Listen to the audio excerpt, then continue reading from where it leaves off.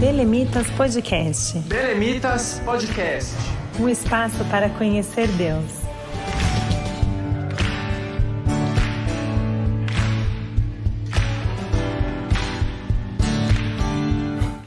Olá pessoal, a paz do Senhor. Sejam bem-vindos a mais um episódio do Belemitas Podcast. Um episódio especial no mês de outubro de 2020, que nós estamos começando uma série para falar sobre a Reforma Protestante. Isso mesmo, nós estamos no mês da Reforma e por isso a gente pensou em uma série super especial com conteúdo muito profundo e relevante sobre a Reforma Protestante. Eu tenho certeza que você não vai querer perder nenhum episódio, vai aprender demais aqui com a gente, então seja muito bem-vindo. Se você é novo no Belemitas Podcast, eu sou o Wellington Matheus e quero nesse primeiro momento te convidar a nos conhecer nas redes sociais no @Grupo Belemitas e também o nosso site que é o belemitas.com. Lembrando também que o nosso podcast chega até você através da Rádio RBC. E você pode acompanhar a rádio através do @Rede Rádio RBC nas redes sociais e o rbcbelém.com.br é o site que você pode levar a programação aí no seu dia a dia. Eu vou fazer a introdução hoje um pouquinho diferente. Eu quero te apresentar como vai ser essa série e também contar um pouco sobre uma parceria muito especial que a gente está fazendo com a Faculdade Evangélica de São Paulo, a FAESP. Mas antes disso, eu quero apresentar quem está aqui comigo para a gente ter um bate-papo hoje bem excelente. Do time do Belemitas, eu estou aqui junto com o Léo. Fala, Léo, paz, seja bem-vindo para esse episódio do nosso podcast sobre a Reforma Protestante. E aí, Matheus, paz, tudo bom? Paz sempre para todos que estão nos acompanhando. Muito animado aí para a gente começar essa série tão legal que vamos ver história, religião, teologia. Muito animado para esse início da série, cara. Maravilha, Léo. Olha só, o nosso tema hoje, desse primeiro episódio, nós vamos conversar sobre o contexto e razões da necessidade da Reforma Protestante. Então, contexto e razões da necessidade da Reforma. E para isso nós estamos aqui com um convidado bem especial, que é o pastor Sérgio Moreira. Antes de pedir que ele se apresente para vocês, eu quero aqui trazer um rápido currículo do pastor, que é pastor, professor da FAESP desde 1999, FAESP, que é a Faculdade Evangélica de São Paulo, é bacharel em Teologia pela Faculdade Batista de São Paulo, também é pós-graduado em Plantação e Revitalização de Igrejas, pós-graduado em História do Protestantismo e Exposição e Ensino da Bíblia. O pastor Sérgio também é professor, na área de História e Eclesiástica. E, pastor Sérgio, é um prazer, então, recebê-lo aqui. Seja bem-vindo ao Belemitas Podcast. Paz do Senhor, meus amados, para mim é uma alegria muito grande poder estar com vocês, uma honra enorme poder falar com os jovens, poder participar desse podcast. E eu não tenho muita prática com câmeras, então o Wellington e o Léo vão ter um trabalho muito grande comigo, mas eu quero desde já agradecer e estou aqui à disposição dos irmãos para responder as perguntas. Que Deus nos abençoe nessa entrevista. Amém, pastor. Alegria, o prazer aqui é todo nosso. E olha só, deixa eu contar então para o pessoal como vai funcionar essa série. Nós sabemos que a Reforma Protestante, liderada ali por Martinho Lutero, aconteceu em 1517 e o dia 31 de outubro é comemorado o aniversário da Reforma. Dessa forma, então, em 2020, nós estamos comemorando 503 anos da Reforma. Por isso a gente pensou nessa série especial para se aprofundar bastante no assunto, e um conteúdo tão excelente precisa ser feito em parceria aí com uma instituição que vai trazer para a gente realmente um conhecimento muito amplo. E aí a gente fez uma parceria junto com a Faculdade Evangélica de São Paulo, a FAESP. E nós agradecemos muito a FAESP por aceitar essa parceria, na pessoa aí do seu diretor executivo, que é o pastor Elias Torralbo, e nós vamos receber em cada episódio uma parte aí do corpo docente dessa faculdade. Hoje estamos recebendo o pastor Sérgio, você vai nos acompanhando e verá que teremos também outros professores por aqui. Se você quer conhecer mais sobre a FAESP, é só acessar o faesp.org, cursos de teologia, cursos livres, você vai gostar bastante do trabalho que eles têm realizado. Muito bem, então apresentado aqui como será a nossa série durante esse mês, eu quero já começar o nosso bate-papo pedindo para o pastor Sérgio comentar um pouco para nós sobre que momento histórico nós estamos falando, Nós estamos falando sobre o contexto da Reforma. Então, o que vem antes? Quais são os anos? Qual que é aí o marco desse período histórico? O pastor Sérgio puder comentar um pouco para a gente começar. Ok. Bom, para falar de Reforma Protestante, nós vamos entender primeiro por que ela ocorreu. A Reforma ela vai ter como mito fundante já foi colocado pelo Wellington aqui, o dia 31 de outubro de 1517. A expressão mito fundante é uma expressão acadêmica para a gente designar uma data de início, mas, na verdade, a reforma ela já vem anteriormente. Se nós pensarmos no princípio da reforma, ela começa quando a igreja se unifica com o Estado, quando Constantino, imperador, no ano 313, vendo o crescimento da igreja, ele percebe que essa igreja pode ser uma ferramenta para que o império continue. Então, ele unifica a igreja com o Estado, talvez até por influência da sua mãe, que era uma cristã. Até esse período, até 313, a igreja era perseguida. A perseguição começa com Nero, quando ele põe fogo em Roma e culpa os cristãos, né? E que ocorre a perseguição dos apóstolos, a igreja primitiva sendo perseguida lá em Atos. Só que Satanás percebeu uma estratégia. Perseguir a igreja não dá certo. Tá? Então, em vez de perseguir, vamos tentar infiltrar dentro dela. Então, quando Constantino unifica a igreja com o Estado, a igreja passa de ser perseguida e começa a ser perseguidora. Além disso, Constantino começa a determinar algumas coisas dentro da igreja. Né? E com isso, a igreja vai começando a se desviar. Tá? E a tal ponto que no século XII e XIII, nós vamos ter declínios tão grandes da igreja que a imoralidade era tão grande que houve uma tentativa de reforma já nesse período. E aí surgem homens como John Hus, John Wycliffe, John Savonarola, que tentaram fazer com que a igreja voltasse para os princípios primitivos. E aí vem algo importante, que é o período chamado Renascença. Eu estou falando breve, porque é muito assunto, mas a Renascença seria o quê? A redescoberta ou o renascimento. E nessa Renascença foi redescoberto os textos bíblicos, porque até então a Bíblia não estava na mão do povo, a Bíblia estava na mão da igreja. E o povo, e a Bíblia, os cultos eram feitos em latim. Então o povo não entendia nada. E a bancarrota dessa história toda foi quando, para a construção da Basílica de São Pedro, o Papa Leão X entra num acordo com os príncipes, alguns príncipes, e permite a construção e permite a nomeação de um duque para presidir uma outra igreja. Isso vai contra. Só que para acertar essas questões financeiras, eles fazem a questão das indulgências. O que seria indulgência? A venda de perdão.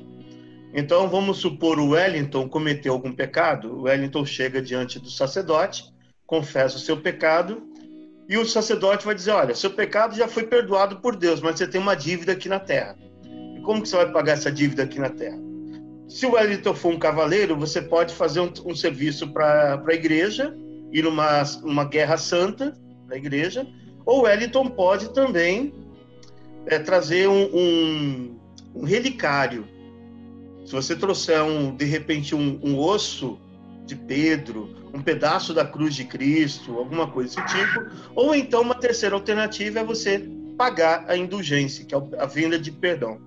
Havia até uma frase dita por um monge dominicano chamado Tetzel, que Tetzel dizia o seguinte: uma moedinha que no cofre soa, uma alma do purgatório voa. Então, você comprava a salvação. Daí, alguns monges, principalmente agostinianos, porque Lutero era um monge agostiniano, começam a estudar mais a Bíblia e começam a traduzir a Bíblia, porque agora você tem acesso ao hebraico e ao grego. Então, nessa tradução da Bíblia, eles começam a perceber que aquela igreja da Bíblia era diferente da igreja que eles estavam vivendo. E eles queriam que a igreja voltasse para os princípios bíblicos. Daí o nome protestantes, porque eles protestaram. Foram os príncipes que protestaram contra os erros e desvios da igreja. Voltando um pouquinho antes, por volta de 1200, por exemplo, quando foi imposto o celibato por imposição, porque até então a pessoa escolhia viver a vida celibatária. A partir do momento que foi imposto, começou a acontecer o quê? A pedofilia, homossexualismo e os filhos bastardos, que eram os filhos que eram filhos dos sacerdotes, mas que não eram reconhecidos pelos sacerdotes. E isso começou também a trazer problemas para o cofre da igreja. E, além disso, a igreja começou a se desviar de tal maneira que, além da venda de perdão, você poderia se tornar um sacerdote, você poderia comprar um sacerdócio, que nós chamamos isso na história de simonia, que era a venda de cargos eclesiásticos. Além do outro problema que começou a ocorrer na igreja, que era o nepotismo, que eram favorecimentos de cargos eclesiásticos. Então, todos esses desvios da igreja, além de acréscimos de textos que não eram bíblicos, começaram a inserir no cânon bíblico, levou a igreja à reforma protestante. Então, na verdade, o principal grito da reforma, feito por Lutero, era sola scriptura. Ou seja, a ideia era voltar para as escrituras. E Lutero dizia o seguinte: se vocês me provarem nas escrituras e somente nas escrituras que eu estou errado, eu me retrato publicamente. Eu não sei se deu para clarear, se deu para responder, né? Então, a igreja usou isso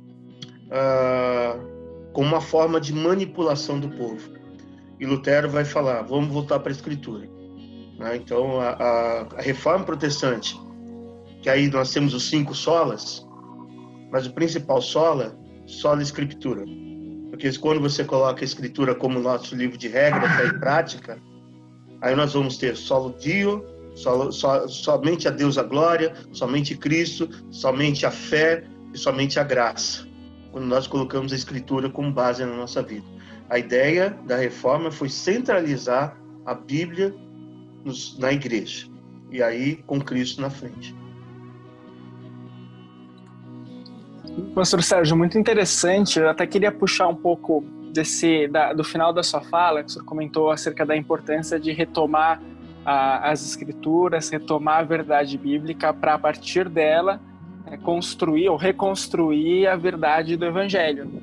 E o senhor comentou sobre o acesso que era muito restrito, o acesso que as pessoas tinham à Bíblia, justamente pela linguagem, por ela ser um monopólio da igreja.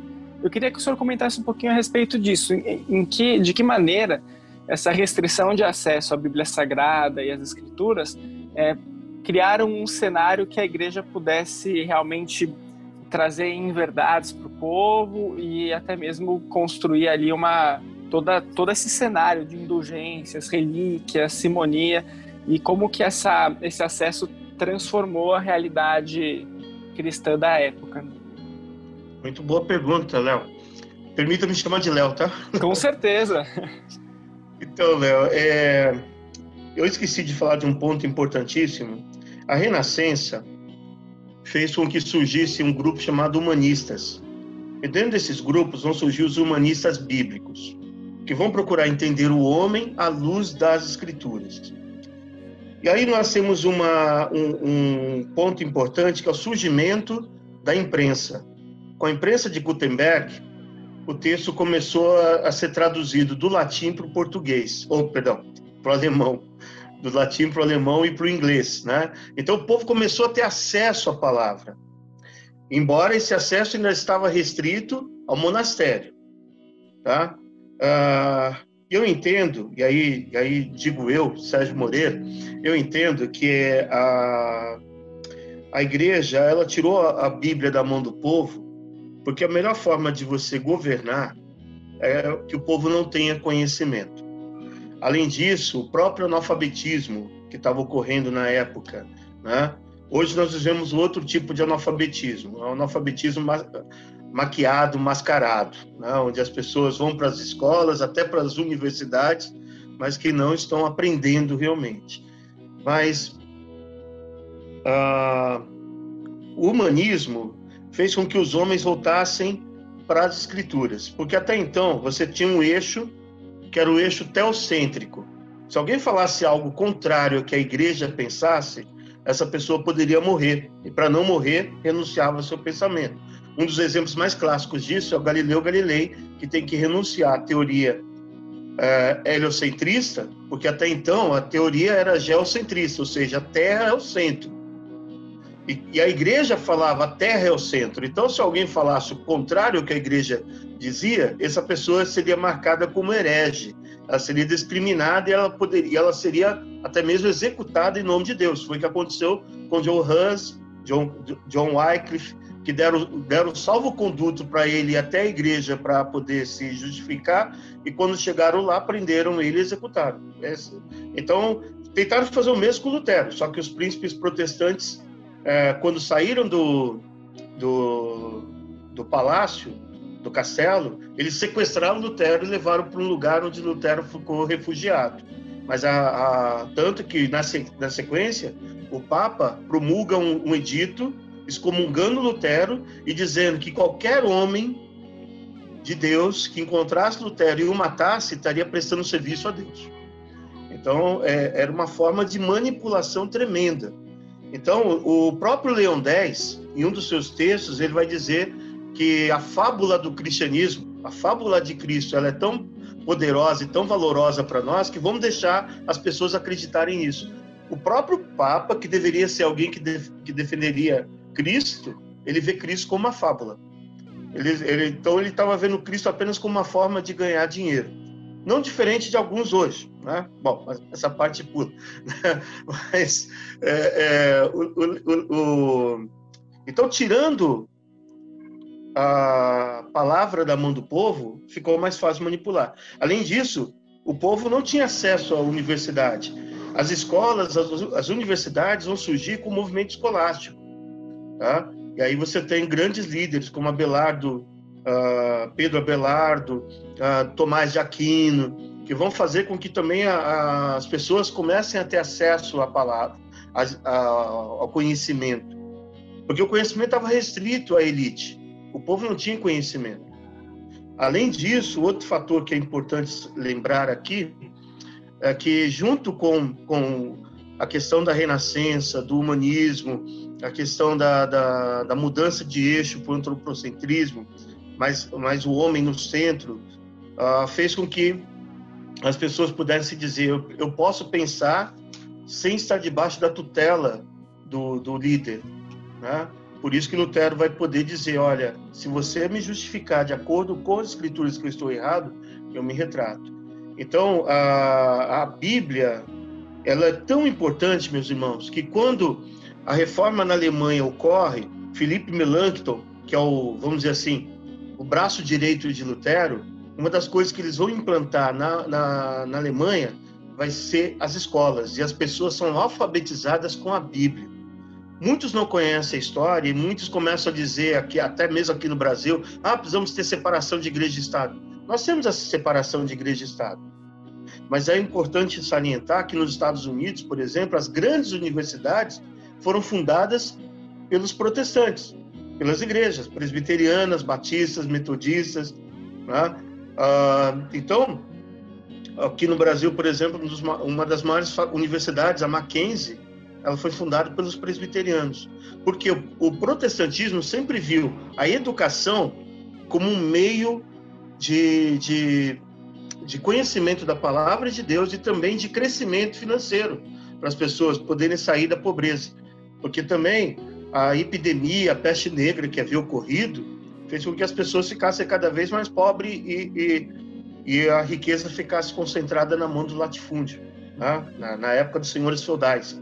Hoje nós temos outros tipos de senhores feudais, né? Mas naquela época os senhores feudais não queriam que o povo tivesse conhecimento. E a Bíblia levou conhecimento. E aqui no Brasil eu conheço a história de muitas pessoas que foram alfabetizadas através da leitura da Bíblia. Então, a Bíblia, além do poder espiritual de transformação da vida, ela também traz o conhecimento, vamos dizer assim, humano. Eu não sei se eu respondi, Léo.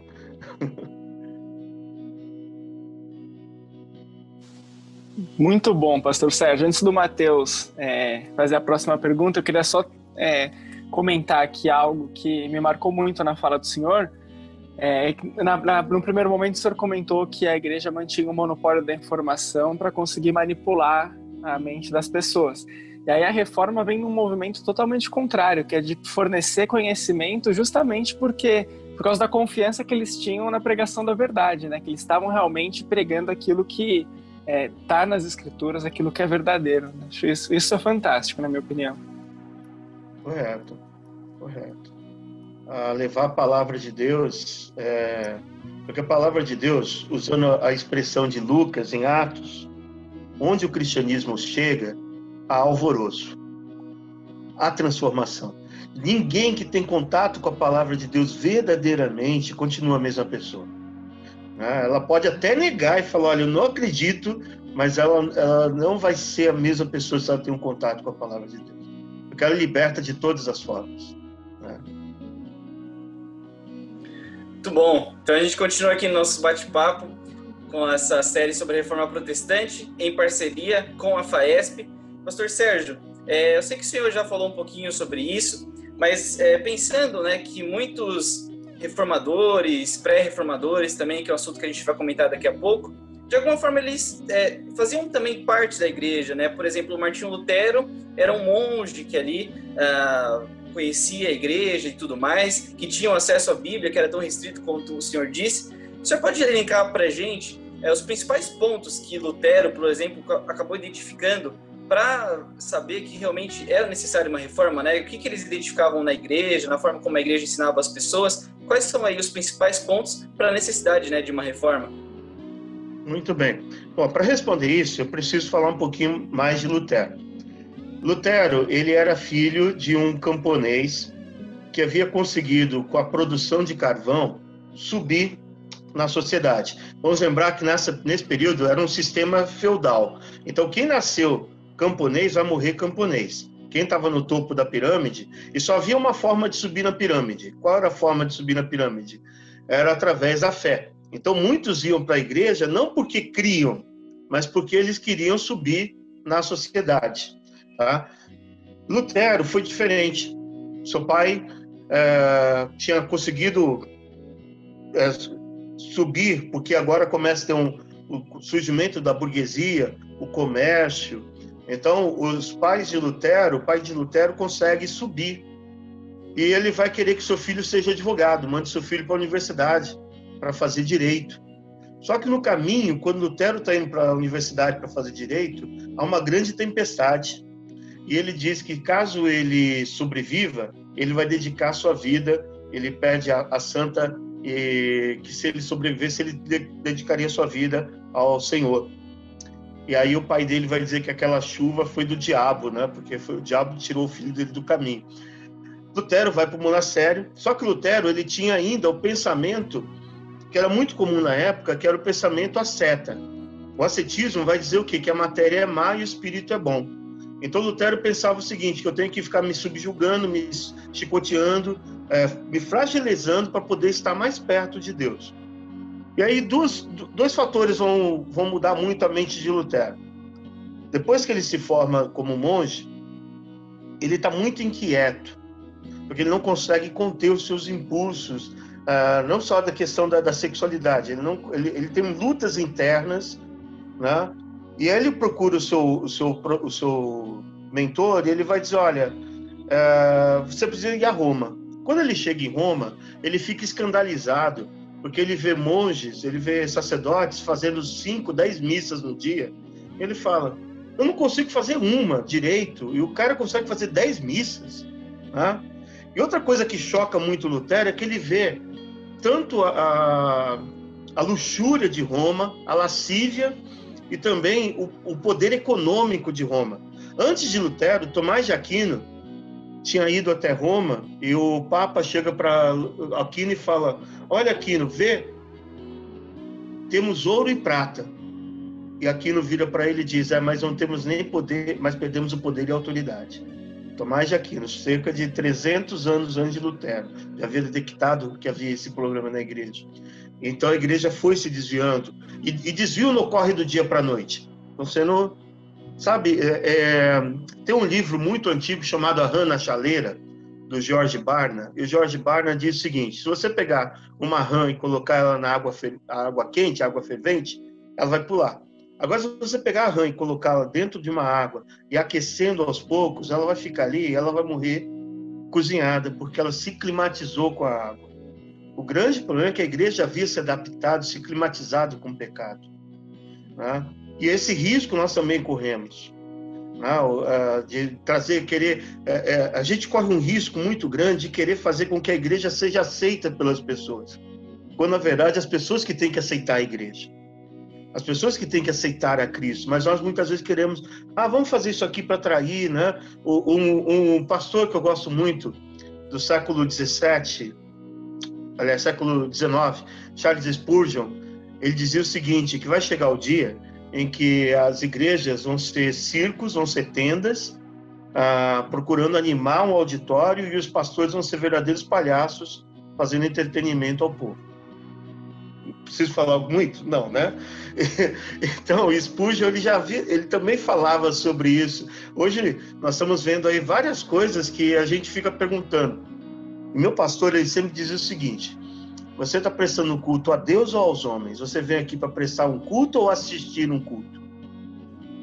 Porque se você vai prestar um culto, a palavra culto é serviço, você vai se envolver. Agora, se você vai assistir, você vai falar, não gostei da luz, não gostei do som, não gostei do que o pastor falou, né?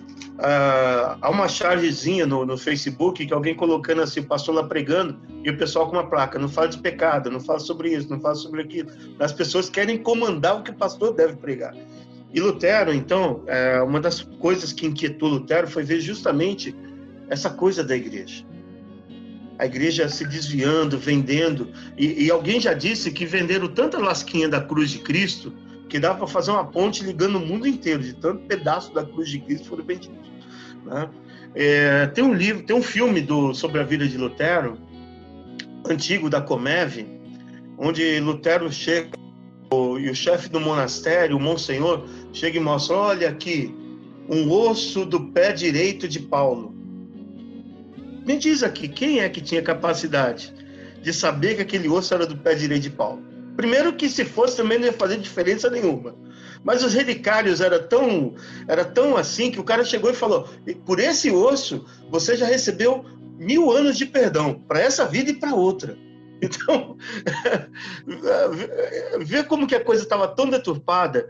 E aí um belo dia, Lutero, ele está fazendo seus estudos, traduzindo o livro de Romanos, e ele se repara com Romanos 1,16, que fala sobre a justificação pela fé. Então Lutero descobre que a justificação não é por obras, não é o me chicotear, mas é sim pela fé em Cristo Jesus. Então Lutero, ele vai enfatizar a justificação pela fé, ele vai enfatizar somente Cristo e somente a Deus demos glória. E aí, esses 3 primeiros pilares que Lutero vai colocar vão ser fundamentais para a reforma protestante. A glória somente a Deus, tanto que quando ele é convocado para uma dieta, e uma dieta é quando ele vai se apresentar diante do rei, diante do representante da igreja para justificar os seus pensamentos. Ele convoca, ele pede para que essa dieta seja convocada. E aí, quando ele sai dessa dieta, é decretado a sua excomunhão e a sua prisão, né? E aí os príncipes o sequestram.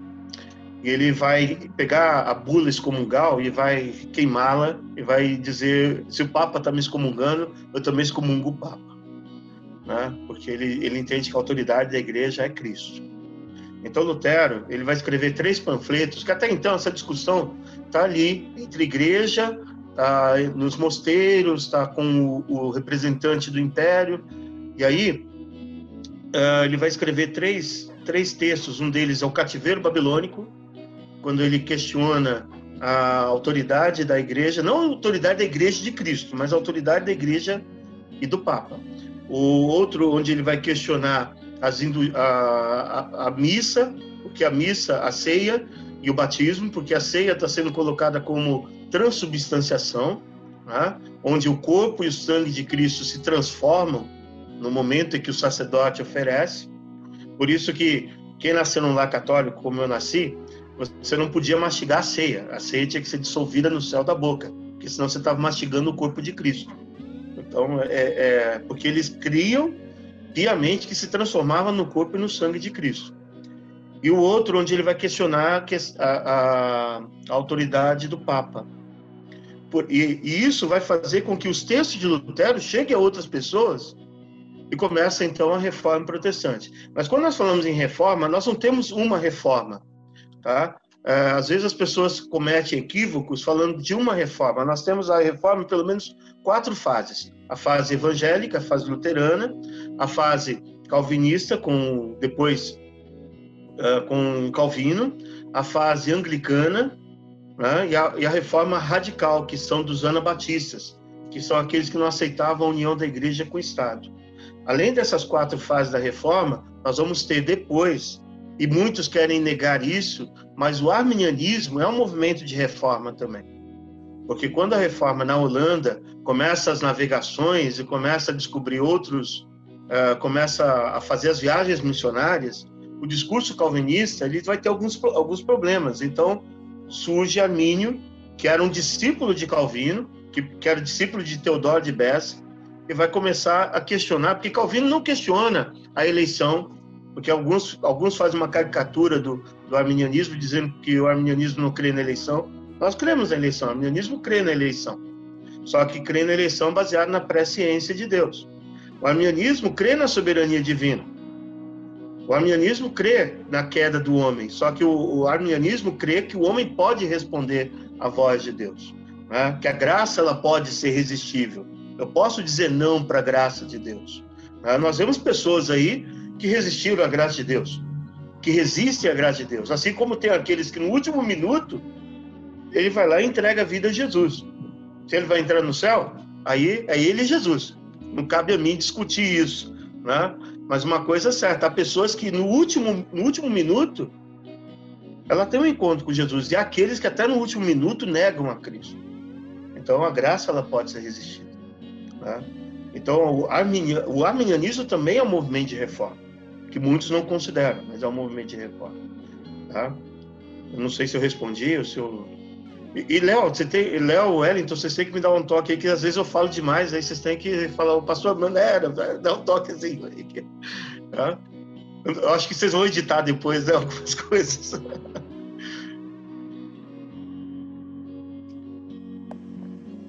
Imagina, pastor, a gente está aprendendo tanto aqui que não dá nem vontade de parar. Se desse esse episódio por muito tempo, a gente ficaria aqui ouvindo, aprendendo, mas com certeza respondeu sim. Vou passar para o Léo e indicar aí a próxima pergunta. Pastor Sérgio, muito interessante os temas que o senhor trouxe, inclusive alguns deles eu até deixei anotado aqui para a gente retomar mais para o final do nosso bate-papo. Mas um tema que me chamou a atenção e eu queria que o senhor comentasse um pouquinho é a relação da reforma com a burguesia, né? Foi uma classe que surgiu ali na Baixa Idade Média e tem uma relação interessante com os reformadores. Eu queria que o senhor comentasse um pouquinho sobre isso. Muito bem, Léo. Obrigado pela pergunta. Então, falando da burguesia, ela foi importantíssima do ponto de vista humano para a reforma protestante. Quando nós olhamos para a reforma protestante, nós podemos ver a reforma de 3 pontos de vista. Ponto de vista do catolicismo, vai dizer que a reforma protestante foi apenas um monge que não soube conter os seus impulsos e que quis casar. Pronto. Então foi um rebelde contra a igreja. Do ponto de vista de um sociólogo, ele vai dizer que foi a briga de dois grupos de monges, dos dominicanos e dos agostinianos, ou seja, e a palavra dominicanos é cães do Senhor, e os dominicanos foi uma ordem criada pelo Papa para poder defender os interesses do Papa. Ou nós podemos ver do ponto de vista histórico e ver histórico espiritual, ver que a reforma foi uma ação de Deus na história da igreja para fazer com que a igreja voltasse para os seus princípios. Tá? E dentro disso, eu creio no Deus que intervém na história, um Deus que, por exemplo, no Antigo Testamento, Deus intervém na história quando ele manda o dilúvio. Ele intervém na história no Sodoma e Gomorra, assim como ele interveio na história para o nascimento de Jesus. O apóstolo Paulo, em Gálatas, vai dizer, vindo à plenitude dos tempos, ou seja, o tempo certo para o nascimento de Jesus. Assim como Lutero. É interessante lembrar que John Hus, quando estava sendo queimado na fogueira, ele profetizou o seguinte, ele disse, vocês estão matando um pato, o Hus, né? O ganso, mas vocês não vão matar o príncipe, que mais tarde vem Lutero. Né? E Lutero, 100 anos depois, vem e faz tudo aquilo que Hus e Wycliffe, e Savonarola e outros pré-reformadores tentaram fazer. Tá? E nesse tempo, eu entendo que Deus conduz a história. Então, Deus conduz a história, a burguesia surge, porque sem o surgimento da burguesia, e aí eu vou dizer por que eu estou fazendo esse pano de fundo, porque a burguesia foi fundamental para a reforma protestante. Sem apoio dos príncipes burgueses, sem apoio do comércio, Lutero não teria conseguido fazer a reforma. Porque os comerciantes também estavam insatisfeitos com o Império, com a Igreja Romana, porque eles tinham que pagar, toda vez que o Papa ia até a cidade, eles tinham que pagar impostos para o Papa. A primeira colheita tinha que mandar para o Papa. Então, e houve um momento que havia 2 papas, um papa em Roma e um papa na França. Então eles ficavam dizendo, para que nós vamos pagar tributo? Para Roma ou para a França? E a Europa já estava dividida, né? Embora, quando nós falamos França, ainda não é o país França, né? Mas já era Lyon, já era a região ali. Então, a briga, os príncipes burgueses vão preferir ouvir o discurso da reforma, porque o discurso da reforma também vai ser importante, porque Lutero, Calvino, todos eles acreditavam que a riqueza também era sinônimo da prosperidade, a prosperidade é sinônimo da bênção do Senhor. Então, ao contrário do discurso da prosperidade hoje, tá? O discurso da prosperidade é o seguinte: se você não está prosperando, você está em pecado, alguma coisa desse tipo. Não. Mas Lutero acreditava, Calvino acreditava, que a prosperidade ela faz parte da vida cristã. Aquele que é servo do Senhor vai prosperar. Né? Então, o discurso do protestantismo vai ser mais favorável à burguesia. Então, a burguesia vai sustentar Lutero. Os príncipes burgueses vão sustentá-lo de todas as formas, dando apoio financeiramente. Quando os príncipes vão até o Papa, e aí eles vão protestar contra a decisão da igreja, daí eles vão se chamar de protestantes. Mas a ideia da burguesia ela foi fundamental para a reforma. Em todos os países que ocorreram a reforma, ela teve um papel fundamental, tá, da reforma protestante. Eu queria recomendar para vocês, esse aqui é o livro que é um livro de cabeceira que eu uso, que é o Cristianismo através dos séculos, do E. Carlis. Esse livro é interessante porque ele conta a história da igreja de uma forma bem sintética, que dá para você ter um pano de fundo legal da história. E só para finalizar essa questão, a burguesia ela ajudou tanto na proteção de Lutero quanto no envio até de missionários. Os príncipes burgueses eles apoiaram a reforma protestante. Sem o apoio dos príncipes burgueses, humanamente falando, a reforma não teria ocorrido. Tá? Eles foram fundamentais, mesmo porque o feudalismo oprimia as pessoas. Tá? Você nasceu camponês, você vai morrer camponês. Você não tinha condições de mudar. O comércio, a descoberta das rotas comerciais para o Oriente, tudo isso fez com que a reforma protestante pudesse crescer. Até como proteção às perseguições que os reformadores sofreram, né? Sim, sim. Como Lutero, Calvino, haviam locais que é preciso lembrar também que em uma reação da Igreja Católica à reforma protestante vai ser a famigerada Inquisição Espanhola, né? Que vai eliminar muitos cristãos. Há um episódio, eu estava ontem dando aula de história falando da reforma protestante na França, e houve um massacre da noite de São Bartolomeu, onde 3.000 pessoas foram executadas numa noite só. Imagina, 3.000 pessoas foram executadas pela Igreja Católica. Perfeito, muito bom. E pastor Sérgio, então a gente já aprendeu tanto aqui, viu tantas coisas, falando sobre aí imaginário também ali do século XVI, mas trazendo para os nossos dias atuais, falando acerca do que a Bíblia nos diz. Agora eu queria saber se a Bíblia ela nos aponta a necessidade dessa atualização de tempos em tempos do nosso pensamento, né, em relação à religião, em relação às nossas práticas. A Bíblia também nos aponta isso? Poxa, Wellington, que pergunta, rapaz. Eu diria o seguinte, que sim. tá? Porque um dos lemas da reforma protestante é sempre reformando. E quando eu falo sempre reformando, é estar sempre colocando a Bíblia como centro das nossas vidas. E colocar como centro das nossas vidas não é só ter a Bíblia, é ler a Bíblia e deixar que a Bíblia nos leia. Porque o grande problema hoje é que as pessoas estão pegando textos isolados da Bíblia e criando seus pensamentos e suas heresias, tá? Então, se nós fôssemos pensar numa forma prática de reforma hoje, seria impossível.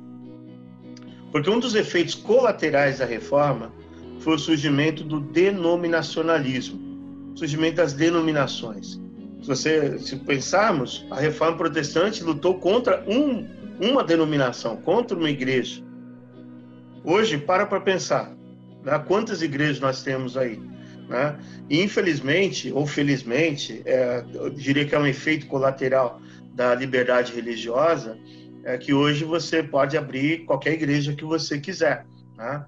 Eu lembro quando ainda estudante, quando ainda estava no seminário, tinha uma revista chamada Eclésia, não sei se ainda circula, mas que na época, em 2000, 2001, ela surgiu uma reportagem com nomes de igrejas, né?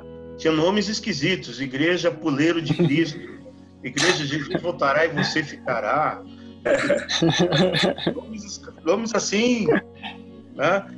E aí, como que hoje você abre uma igreja? Vamos supor, o Wellington vai lá, acorda de manhã e fala: eu não quero mais ser da Assembleia de Deus, eu vou abrir a Igreja Assembleia de Deus do Wellington. Por que a pessoa... E aí tem duas questões. Primeiro, as pessoas escolhem nomes de igrejas que têm respeito. A Assembleia de Deus é uma denominação respeitada. Só que aí, a gente sabe que historicamente a gente não tem a patente Assembleia de Deus. Léo, me corrige, você é advogado, né? Sim, sou advogado. Então, se você quiser, se o Wellington quiser abrir a Igreja Assembleia de Deus, Portinha do Céu, ele pode abrir. Porque juridicamente não é Assembleia de Deus, né?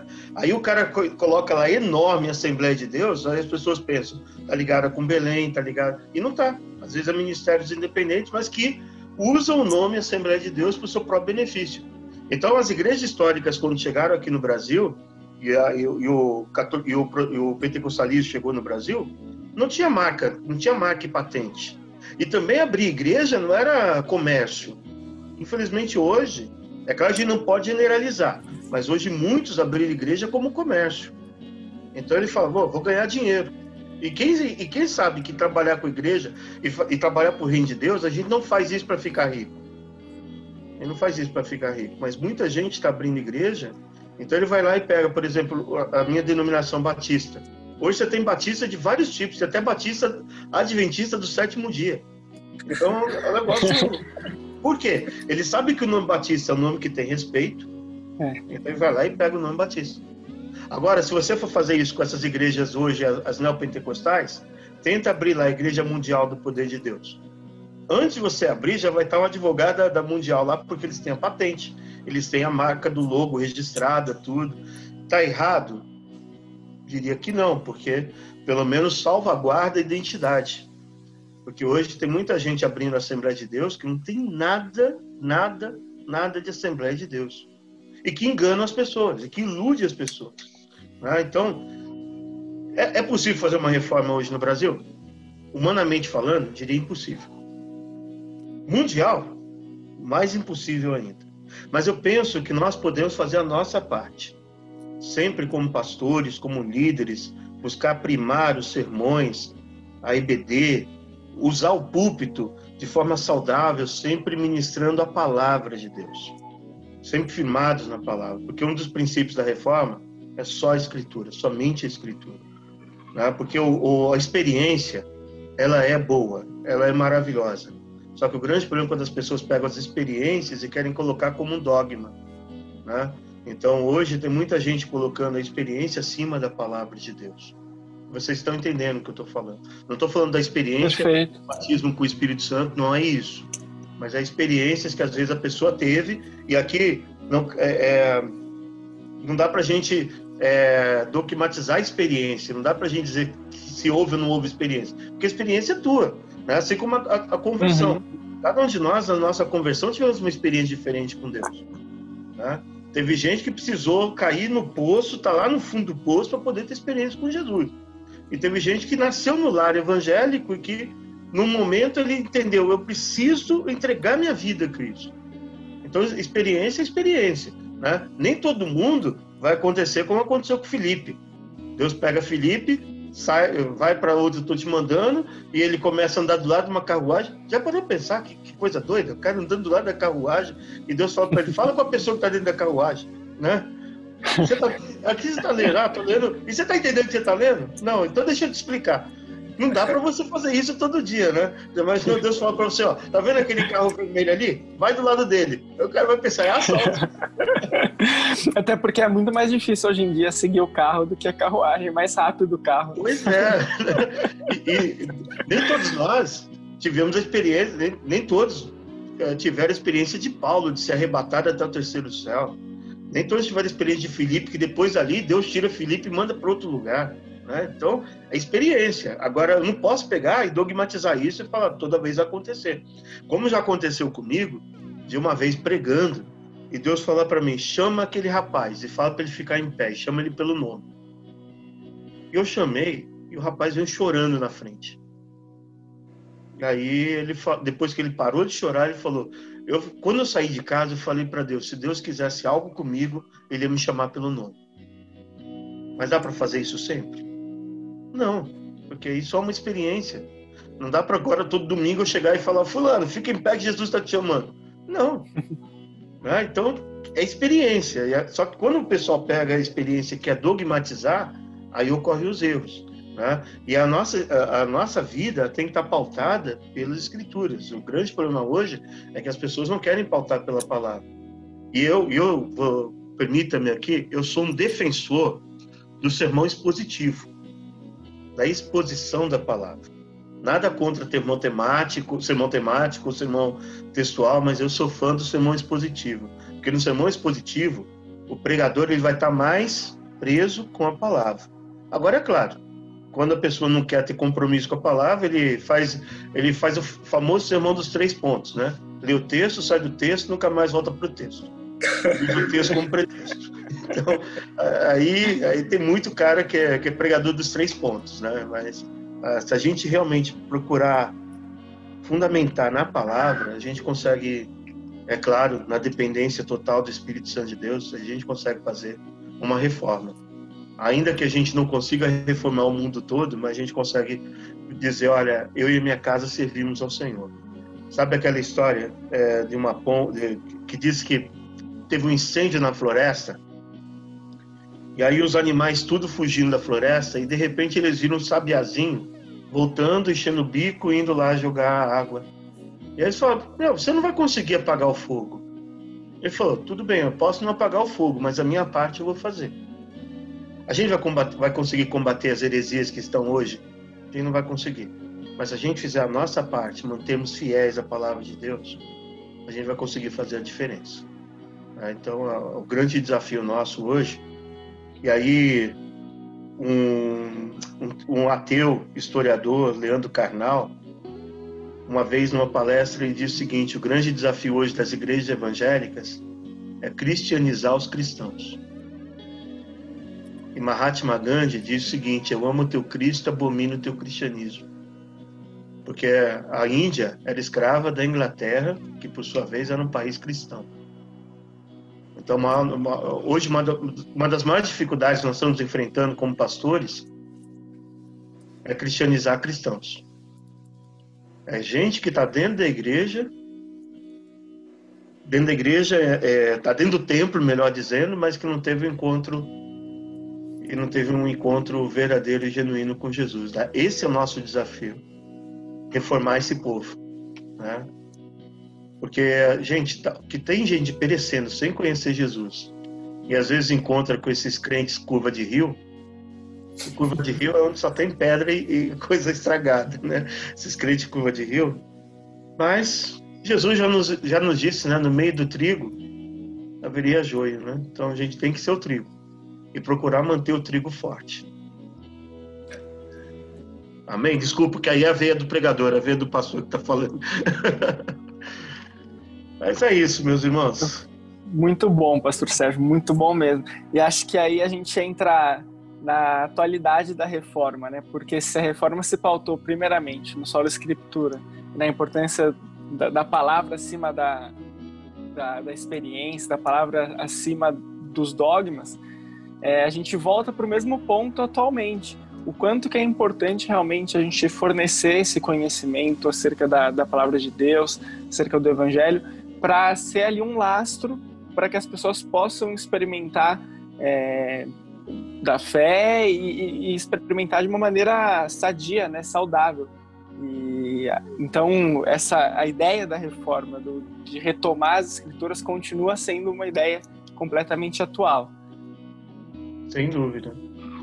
Eu gosto sempre de citar uma frase do A.W. Tozer, quando perguntaram para ele o que é mais importante, a Bíblia ou a oração. E Tozer disse, o que é mais importante para um pássaro, a asa direita ou a asa esquerda? O grande problema hoje, gente, é que as pessoas não querem equilibrar e às vezes pensam que teologia desvia. Teologia não desvia não, gente. Eu tenho um conceito, teologia não desvia, ela revela o desviado. Tem muita gente desviada dentro das nossas igrejas e quando começa a fazer teologia, ele começa a cair as escamas e ele começa... Então, na verdade, nós precisamos alinhar sempre a palavra de Deus e a oração. A igreja hoje, nós estamos vivendo uma época, quando eu falo igreja, de forma geral, a igreja hoje ela tem abandonado muito por causa da questão do pragmatismo. As pessoas querem fazer as coisas, querem resultados para ontem. Então, e deixam de orar, porque oração, assim como Ana, ela entrou para orar, ela não saiu da oração ali com a resposta do problema dela, mas ela já saiu ali, na presença de Deus, ela já não estava mais amargurada. É interessante que o Samuel vai citar isso, ela entra na presença do Senhor amargurada, mas ela já sai com o seu semblante diferente. Deus deu a bênção para naquele momento? Não, mas ela já saiu dali sabendo quem era o Deus que ela confiava. É isso, gente. Às vezes o que está faltando para o pessoal é saber quem é o Deus que nós servimos. Lutero, ele temia tanto a Deus. Às vezes tem gente pegando Lutero, ele errou, como todos nós erramos. Todos nós erramos. Ele errou quando ele, por exemplo, num ato intempestuoso, vai dizer que os camponeses deveriam ser... que os príncipes poderiam atacar os camponeses. Ele errou. Tanto que ele se arrependeu amargamente daquilo. Né? Uma das coisas que eu aprendi com o Lutero é que a gente tem que ter muito cuidado naquilo que a gente vai falar. Porque conforme você fala, a palavra que você fala, ela pode transformar uma vida, como ela pode destruir uma vida. Né? Então, Lutero chegou e falou, não, esses caras não querem saber de trabalhar, são preguiçosos, manda o exército para cima deles. E depois, quando ele viu a besteira do que ele falou, só que aí já era tarde. Né? Assim como Lutero, ele tinha uma raiva dos judeus, que ele falava que os judeus eram malditos porque mataram o meu Cristo. E aí o Adolf Hitler vai usar essa frase de Lutero para justificar o extermínio dos judeus. Porque Hitler dizia que ele era o iluminado de Deus. Então a gente tem que tomar muito cuidado. E a história está aí para nos mostrar algumas coisas que a gente pode aprender e não cometer os mesmos erros, né? Mas lembrar que nós somos falhos, somos humanos, somos limitados, vamos errar na caminhada. E quem não errar, já está errando. Porque às vezes as pessoas não querem fazer com medo de errar e acabam errando, porque não fazem. Porque se omitir também é um erro. Né? A gente vê muitas coisas acontecendo e ficamos calados. Né? Então, eu penso que fazer uma reforma, como foi no quadro de Lutero, é impossível. Mas que nós podemos fazer a diferença onde Deus tem nos colocado. Vocês estão fazendo essa diferença. Vocês estão ajudando aos jovens assembleanos a entenderem a importância da teologia. Quando eu vi o projeto do Teologizando, eu fiquei encantado. Eu falei, que maravilha. Eu falei para o pastor Elias, o que precisar de mim, pode contar comigo. E aí, quando ontem o Douglas entrou em contato e falou, eu falei, Douglas, estou à disposição. Está na correria, mas o que puder a gente está aí. Porque, na verdade, vocês estão plantando para fazer diferença. Né? Assim como o seu avô, José Wellington, fez diferença, está fazendo diferença, como o Daniel Berg Gunnar Wingren sai da Suécia, vem para o Brasil, sem conhecer Brasil, sem conhecer a língua portuguesa. Eu olho para a biografia deles, eu falo, que miserável homem que sou, porque com tanta facilidade que a gente tem hoje, e a gente às vezes se omite. Aqueles homens não se omitiram a ouvir a voz de Deus e obedecer a voz de Deus. A Daniel Berg e Gunnar Wingren, para mim, são exemplos. A Frida Wingren, pessoas que marcaram a história, que se hoje o pentecostalismo existe no Brasil, se deve a essas pessoas. Para finalizar minha fala, o pentecostalismo foi o primeiro movimento que subiu os morros, que levou a palavra para os pretos e pobres, porque tanto é que houve um período que o pentecostalismo era religião de preto e de pobre analfabeto, que era chamado de religião de analfabeto, né? Tanto nos Estados Unidos quanto no Brasil. Se hoje o pentecostalismo está assim, é porque homens como Daniel Berg, Gunnar Wingren, Samuel Nistrom e outros que marcaram a história, ousaram sair dos seus lugares, da sua zona de conforto, porque reforma também implica em sair da zona de conforto. Lutero saiu da zona de conforto. Erasmo de Rotterdam acompanhou Lutero no início, mas depois ele não quis sair da zona de conforto. Se você estudar a história de Erasmo de Rotterdam, ele escreve o Tratado da Loucura, tudo, o Elogio à Loucura, perdão. Ele escreve alguns textos, mas quando ele vê que Lutero vai romper com a igreja, porque o rompimento com a igreja não foi algo intencional de Lutero. Ele não queria romper, mas o rompimento acabou se dando de forma natural. Assim como Daniel Berg e Gunnar Wingren, eles não queriam romper com a igreja batista no Brasil. Ao contrário, eles vieram como missionários batistas para o Brasil. E ocorreu o rompimento. Às vezes, os rompimentos são necessários, né? Mas Erasmo não quis sair da zona de conforto.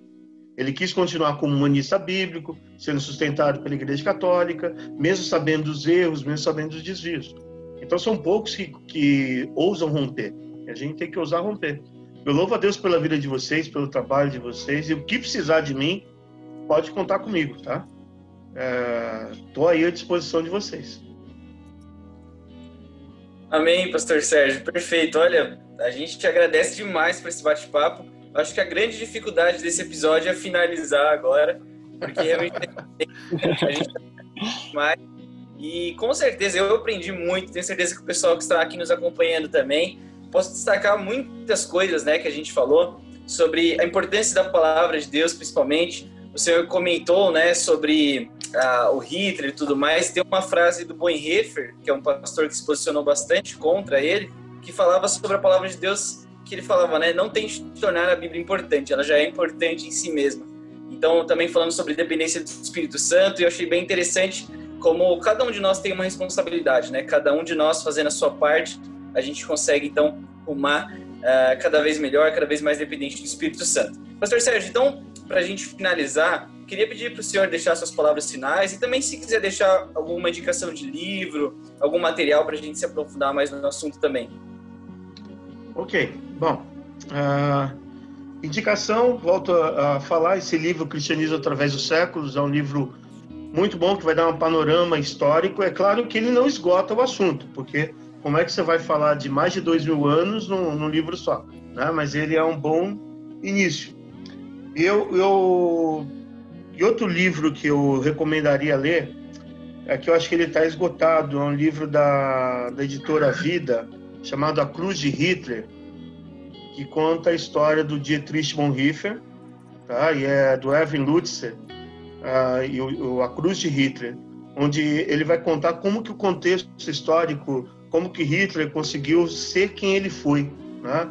Porque, para começar, foi a primeira vez que eu li, depois que eu fui conhecer mais sobre Hitler, mas isso faz uns 15, 20 anos, a primeira vez que eu li que Hitler não era alemão, ele era um austríaco.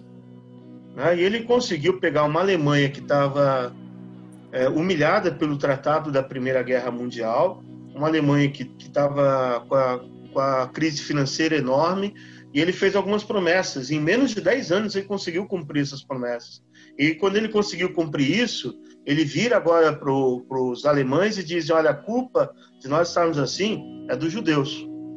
Só que ele começou com os judeus, depois foi para os negros, os negros,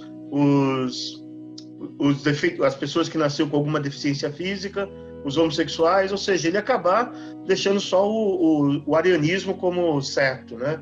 Porque eu lembro que ele faz lembrar aquela história, vou falar rapidamente, do rato que chegou no celeiro e falou: olha, estou colocando ratoeira aqui no celeiro. Aí os animais, cada um falou: eu não tenho nada a ver com isso, a responsabilidade é de você, que eu não tenho nenhum problema com ratoeira. E aí o que acontece? A dona da fazenda vai lá e prende o pé na ratoeira, e aí eles falam: e agora? Aí chama o médico fala: olha, ela vai ter que tomar uma canja de galinha para poder se recuperar. Quem dançou? A galinha. Aí na sequência, primeiro quem dançou foi o cavalo, que o cavalo teve que buscar o médico, voltou exaurido, acabou morrendo pelo cansaço. Depois quem morreu foi a galinha. Aí depois que a mulher do fazendeiro se recuperou, falaram o seguinte: então vamos matar a vaca para poder fazer uma grande festa. No final das contas, o único que não foi atingido foi o rato. Às vezes a gente olha assim e fala: não, mas esse problema aí é do fulano de tal, né? Quando na verdade o problema pode ser de todos. Se a sociedade na época e a própria igreja, que a igreja se omitiu, tanto os protestantes quanto os católicos, e aí, se você já leu sobre Dietrich Bonhoeffer vai ser o cara que vai liderar a resistência e a submissão, né? Então, o Dietrich Bonhoeffer vai dizer: se você está vendo o louco descendo com o carro de ladeira abaixo, atropelando todo mundo pela frente, você não vai fazer de tudo para tirar ele do caminho? Foi por isso que ele se aliou ao grupo para tentar matar o Hitler. Mas se as pessoas tivessem observado quem era Hitler antes, ele não teria feito o que fez. Às vezes também as pessoas pecam por omissão. As coisas acontecem porque nós nos calamos, né? E aí Martin Luther King vai dizer: o que me impressiona não é o grito dos maldosos, mas sim o silêncio dos bons. Quando nós nos calamos, nos silenciamos diante das atrocidades e outras coisas mais, né?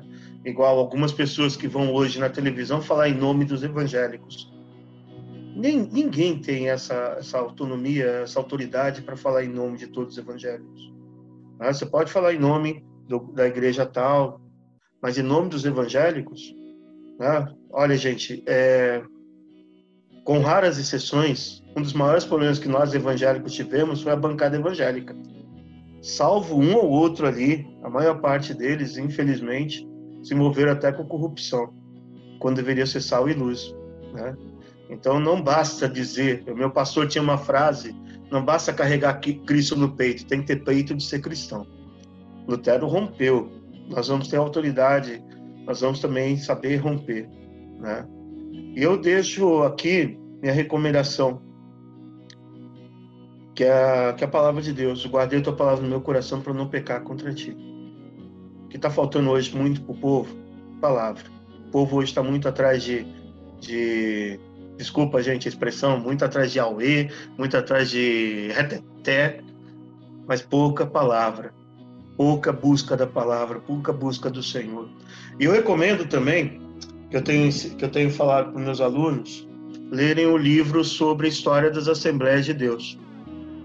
Poucos conhecem a história da Assembleia de Deus. Eu estou tendo o privilégio nesse semestre de estar ensinando sobre pentecostalismo, né? E quando você estuda a história e começa a estudar a história da vida de Daniel Berg, Gunnar Wingre, Frida Wring, Samuel Nistrom, pastor Cícero Canuto, pastor Zé Wellington, alguns que já foram, outros que estão presentes, como pastor Zé Wellington, você vai ver o que esses homens enfrentaram pela nossa fé. Para que hoje nós possamos dizer: olha, eu sou um servo de Deus, eu sou um crente, eu sou um servo do Senhor. Muitos dos nossos irmãos morreram por causa da nossa fé. Os huguenotes franceses, quando chegaram em Guanabara, foram mortos. o pentecostalismo, quando chegou no Brasil, muitos foram mortos. Infelizmente. No Rio de Janeiro, a primeira igreja batista de Niterói, uma vez o padre da cidade de Niterói juntou a multidão para pôr fogo na igreja, com os crentes dentro. Tá? E esse efeito, isso só não ocorreu porque houve uma intervenção que permitiram colocar fogo no templo, mas salvar os cristãos. Mas é pôr fogo com os cristãos dentro do templo. Então, muita gente, meus irmãos, não conhece a nossa história. Eu penso que até mesmo a questão da reforma protestante, tem muita gente falando de reforma protestante, brigando nas redes sociais. E aí, gente, a gente tem que entender que eu não estou aqui para brigar com se o cara é calvinista, se o cara é arminiano, se o cara crê que perde a salvação, se o cara crê que não perde a salvação. Porque enquanto a gente está brigando com isso, tem um monte de gente vendo nas redes sociais e um monte de gente morrendo sem conhecer Jesus verdadeiramente. Cabe a nós levarmos a palavra. Cabe a nós proclamarmos que Jesus Cristo é a única esperança para esse mundo. Então, mais uma vez, eu quero dizer que eu louvo a Deus pela vida de vocês, pelo trabalho que vocês têm feito. E olha, pode ter certeza, não é em vão. Eu sei que se vocês ainda não passaram por isso, vocês vão passar por momentos, vocês vão pensar em desistir, vai ter gente criticando, vai ter gente falando, mas tenha plena convicção daquilo que Deus colocou no coração de vocês. Quando eu fui chamado para o ministério pastoral, uma coisa que meu pastor sempre disse foi: tenha convicção do seu chamado, porque o que vai sustentar você é o seu chamado. Porque, gente, a gente vai levar bomba de tudo que é lado, até mesmo de gente próxima da gente. Mas você tem convicção que Deus colocou isso no seu coração, faça. Eu posso imaginar, é claro, a gente não estava na cabeça de Lutero, mas eu posso imaginar quantas noites Lutero chorou porque estava fazendo a obra do Senhor e pessoas criticaram. Tem um desenho, tem uma imagem que mostra fizeram uma charge de Lutero com 7 cabeças, que diziam que eram 7 cabeças do diabo. Era o herege, era o desviado, era... Depois vou mandar esse desenho para vocês. Mas uma coisa assim que Lutero, com certeza, ele deve ter falado para Deus: Senhor, por que isso? Eu fico imaginando quantas noites Daniel Berg e Gunnar Wingre, que saíram da Suécia, foram para os Estados Unidos, vieram para o Brasil, que sabe como que era o Brasil conhecido naquela época? O Brasil era conhecido como o quinto dos infernos, porque era um lugar quente, e as notícias que chegavam do Brasil eram as piores possíveis. Quantos missionários vieram dos Estados Unidos, vieram da Inglaterra, de outros países, e morreram de malária no Brasil? Entendeu? Então, fazer a obra do Senhor implica também estar disposto a pagar um preço, sabendo que o alto preço já foi pago na cruz por nós, por Jesus. E a Ele a honra e toda a glória para todos sempre. Amém. Meus irmãos, muito obrigado. Muito obrigado mesmo. Amém, pastor Sérgio. Excelente, excelente. Conteúdo muito profundo, de excelente qualidade. Estou saindo realmente muito satisfeito desse episódio. Foi muito além do que eu imaginava aprender. Tenho certeza que eu vou voltar às minhas anotações, assistir novamente para aprofundar. Vou seguir as dicas dos livros. Tenho certeza que o pessoal que está seguindo também. Então, mais uma vez, muito obrigado, pastor Sérgio. Valeu, Léo, também pela parceria aqui, pela participação. Agradeço a todo o pessoal que está nos acompanhando, você na Rádio RBC ou nas plataformas digitais. Só te lembrar que essa série está sendo feita em parceria com a Faculdade Evangélica de São Paulo, a FAESP. Você pode conhecer mais em faesp.org.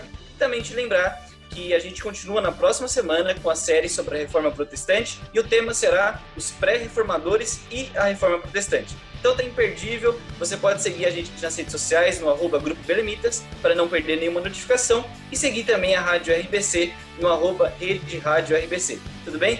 Então, obrigado pela sua participação nessa nossa série sobre a Reforma Protestante. Até o próximo episódio. Fique com Deus e até lá. Belemitas Podcast. Belemitas Podcast. Um espaço para conhecer Deus.